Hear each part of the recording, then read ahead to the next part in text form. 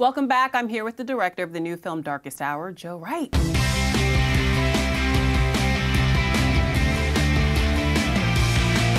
Thank you. Very exciting to be here. Thank you for being here. So Winston Churchill had quite the life. That is the understatement of the year. But your film focuses primarily on one of his darkest periods. It's when he first becomes prime minister and he has to fend off Hitler. What about this moment spoke to you?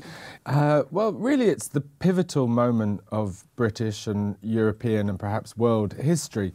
It's the moment when Hitler is coming across Europe and seems to be unstoppable. And Winston is faced with the choice of whether to negotiate or stand firm.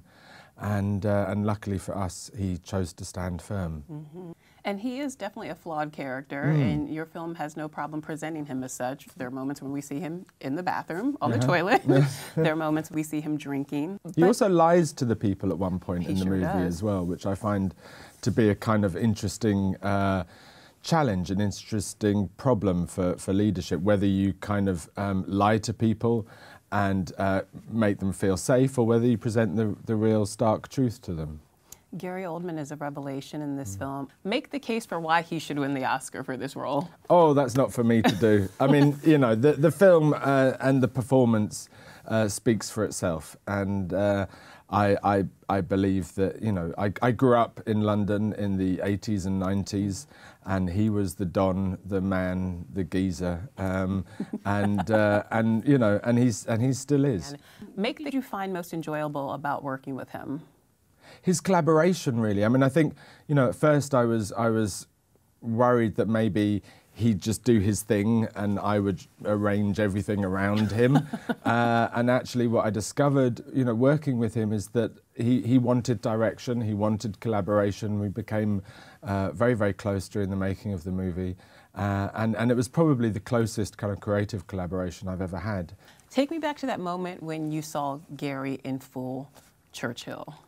Well, to be honest, it was a long process, and there were many iterations of the makeup. So it was about finding the sweet spot between looking like Churchill and still having access to his performance. But on the first day of rehearsals, we had the entire cast sat round a table for a read of the script, and Gary arrived in hair and makeup, and the entire cast just kind of stood up, and it was.